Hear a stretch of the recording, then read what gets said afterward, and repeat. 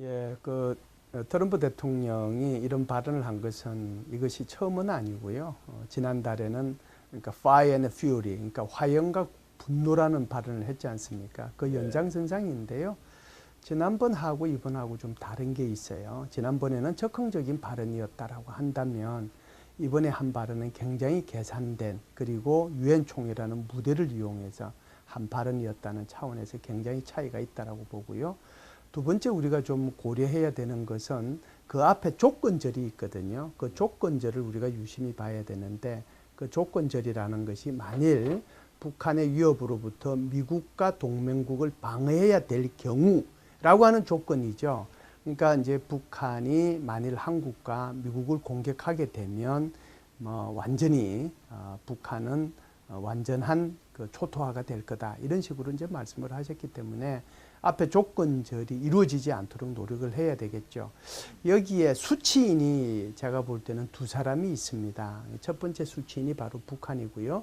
두 번째 수치인이 중국과 러시아를 포함한 국제사회라고 볼 수 있는데요. 첫 번째 수치인에 대해서는 이런 얘기를 한 거죠. 더 이상 도발하지 마라. 만일 도발하게 되면 절대로 가만히 있지 않겠다라고 하는 것을 완전한 파괴라는 표현을 써서 말씀을 하셨다라고 보고요.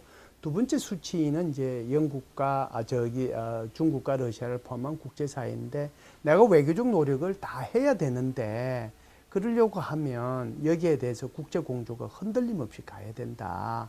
중국과 러시아를 포함한 국제사회 전체가 북한을 압박하는데 그래서 이 압박을 통해서 북한을 비핵화의 길로 나오게 하는데 모두가 동참해야 된다. 우리의 외교적 노력이 거의 소진 상태에 있기 때문에 이제 우리 국제사회가 훨씬 더 많은 노력을 하지 않으면 안 된다. 수치인이 두 군데라고 봐야 되겠죠. 우리가 이제 니키 헤일리 주 유엔 미국 대사가 한 일주일 전에 얘기한 것을 우리는 좀 유념할 필요가 있는데요. 헤일리 대사가 이렇게 얘기를 했습니다. 이제 우리가 북한의 핵 미사일 문제를 해결하는 데는 크게 보면 두 가지 수단이 있다. 하나는 외교적 수단이고 하나는 군사적 수단인데 내가 주로 담당해 왔던 것은 유엔 안전보장이사회에 있어서의 외교적 수단이다. 그런데 점점 이 외교적 수단은 이제 거의 소진 상태에 가고 이제는 내 대신에 매티스 국방부 장관의 군사적 옵션이 훨씬 더 많아질 것이다.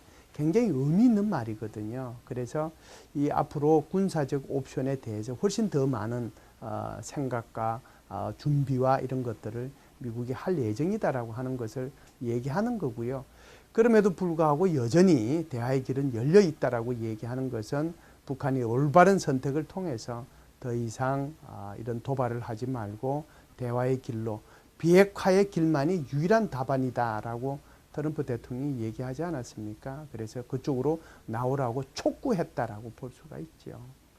트럼프 대통령이 유엔 연설에서 한 내용을 좀 유심히 살펴볼 필요가 있는데요.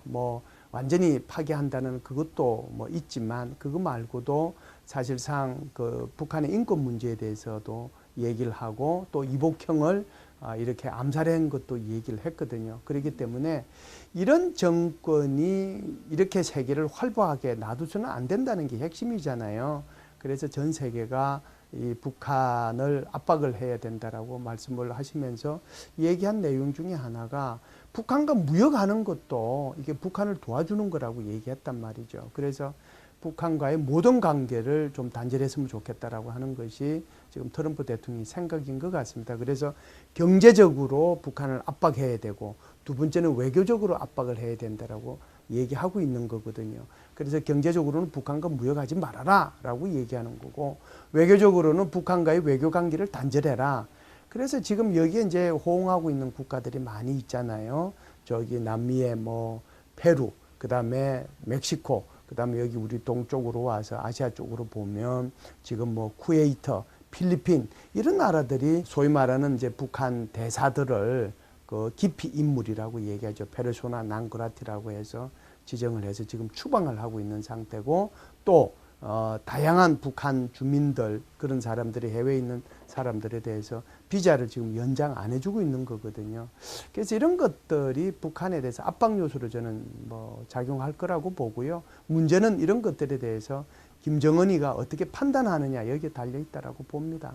이 부분에 대해서는 우리가 좀 깊이 생각해 봐야 될 필요가 있는데요. 우리의 이제 역대 정부죠. 그게 뭐 진보 정부든 보수 정부든 관계없이 북한의 핵 문제가 불거진 게 1993년도 제1차 북한 핵 위기 NPT를 탈퇴함으로써 발생했는데요. 25년이 지나왔잖아요. 25년이 지나오는 동안에 사실상 북한은 엄청난 이제 뭐 사실상의 핵무기 보유 국가로 가고 있는데 그동안에 우리 역대 정부가 한 말들을 보면 예를 들면 이제 이런 식으로 얘기했단 말이죠.